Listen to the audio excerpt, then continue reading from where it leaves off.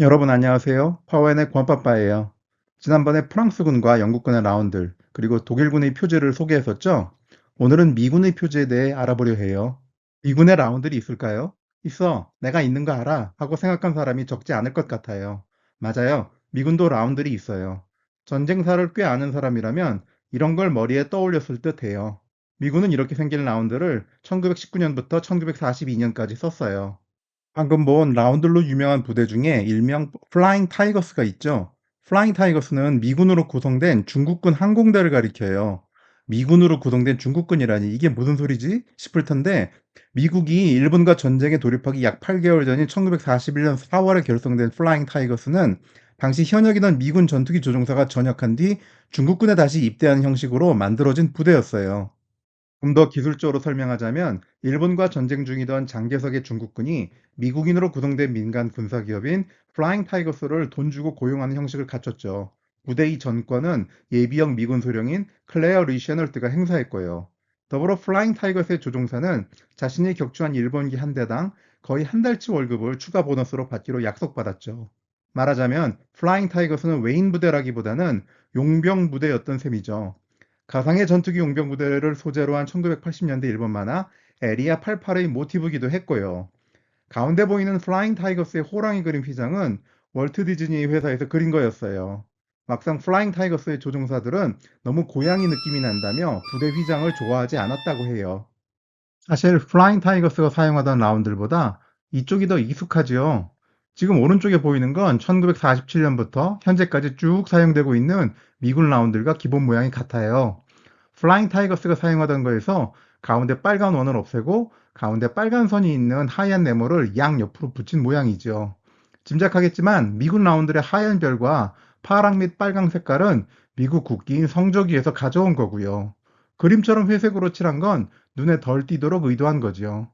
미군은 특히 별을 중요하게 여기는 듯해요. 가령 2차 대전 때 미국 육군은 자신들의 전차와 차량에 하얀 별만 혹은 하얀 동그라미 안에 흰 별을 그리곤 했죠. 그렇다면 어떤 이유로 미군은 별을 자신들의 상징으로 삼게 된 걸까요?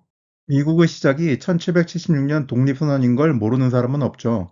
모국이었던 영국을 배반하고 독립을 선포한 만큼 미국인은 자신들의 선조인 영국과 관련된 건 부정하고 싶어 하죠. 미국이 청교도를 역사적으로 중요하게 여기는 이유도 그들이 영국을 거부한 사람들이기 때문이지요. 그래서 별은 영국에서 온 건 아니었어요. 앞서 봤던 영국 라운드리나 유니언잭 등 영국 문화 어디에도 별은 없죠. 그렇다고 영국에서 온 게 아예 없을 수는 없었죠. 가령 독립 후 미국의 국기는 이렇게 생겼었어요. 알고 보면 이건 당시 전국 동인도 회사의 공식 깃발과 판박이었죠. 이대로는 위신이 서지 않는다고 느꼈던 미국인들은 1777년 유니언잭을 늘어내고 그 자리에 파란 바탕에 하얀 별 13개를 그리는 걸로 국기를 새로 정했어요. 거기에 별 개수를 추가한 게 오늘날의 성적이죠. 미국인들은 미국의 왕이 없다는 걸 자랑스러워하죠. 고대 그리스의 아테네나 공화국 로마를 예외로 치면 왕이나 황제가 없는 최초의 국가가 미국이라고 얘기하면서요.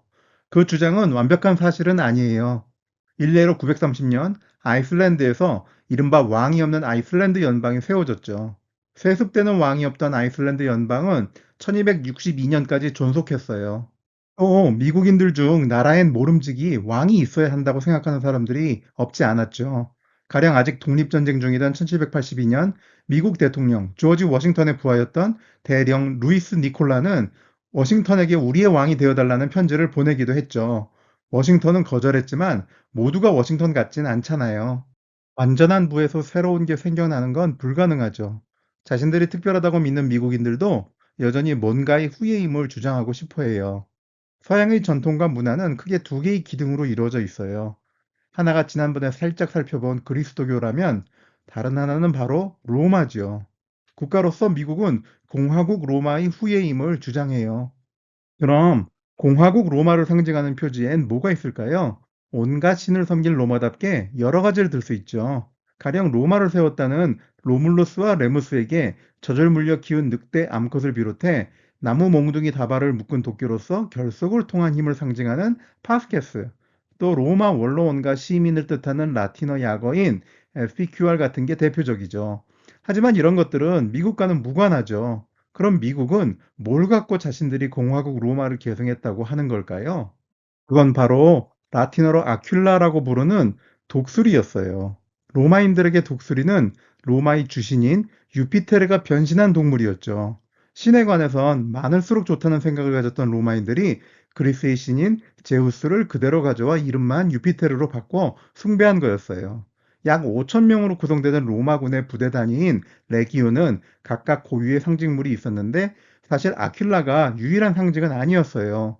독수리 외에 늑대, 사람 머리를 한 황소, 스퇴지 등도 사용됐죠. 그러다 기원전 1세기부터 아퀴라만 로마군의 상징으로 남았어요. 그럼 미국은 독수리를 어디다 쓰고 있을까요? 1782년 루이스 니콜라가 조지 워싱턴에게 미국의 왕이 되라고 편지를 쓴 지 약 한 달 뒤 미국 대륙의회는 독수리를 가운데에 둔 다음과 같은 국가 휘장을 채택해요. 미국 대통령의 인장 역시 이를 바탕으로 만들어 쓰고 있죠.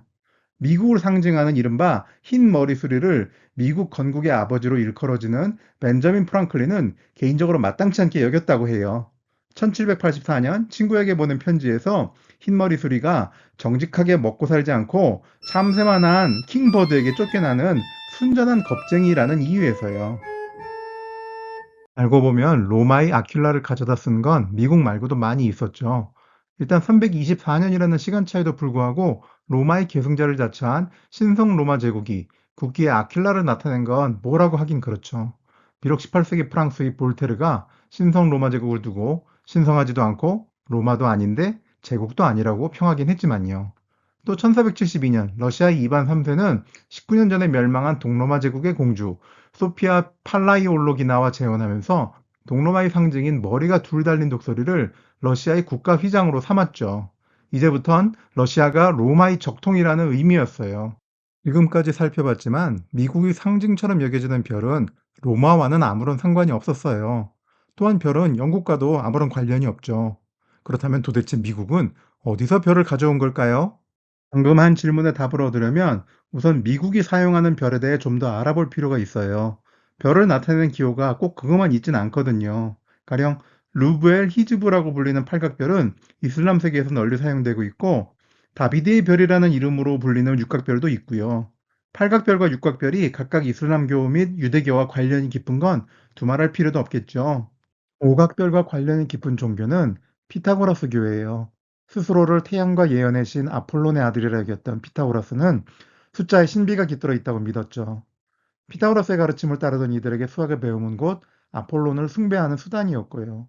가령 피타고라스교 사람들에게 5라는 숫자는 첫째 짝수인 2와 첫째 홀수인 3의 합으로서 인생과 결혼을 의미했어요. 엇? 하고 이 말을 찡그릴 사람이 분명히 있을 텐데 피타고라스 교도들에게 일은 숫자가 아니었대요. 오각별은 다른 의미도 있는데 1533년 카발라, 신비주의, 신플라톤주의 같은 이른바 오컬트를 소개한 책을 쓴 하인리 코르넬리우스 아그리파는 오각별을 마법의 심벌로 설명했죠. 이후 특히 뒤집어진 오각별은 악마나 사탄의 상징으로 자리매김하게 됐어요. 가령 14세기 초 성전 기사단이 해체될 때 씌워진 혐의가 염소 얼굴을 한 바포메트라는 악마를 숭배했다는 거였죠. 아무튼 오각별을 자신들의 상징으로 삼은 미국의 뒤를 이은 국가가 이후 생겨났어요.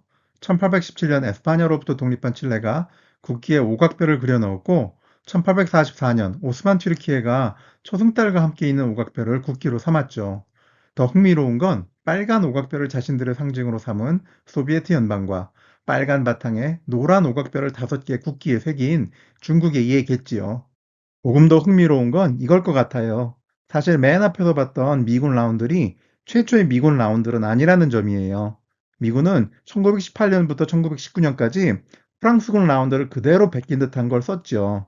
연합군끼리 비슷한 모양을 공유하자는 취지긴 했지만 1917년에 혁명으로 전쟁에서 떨어져 나간 러시아의 라운드과 색 배열 순서가 같아도 너무 같았죠. 이게 끝이 아니에요. 미군의 진정한 최초 표지는 바로 이거였어요.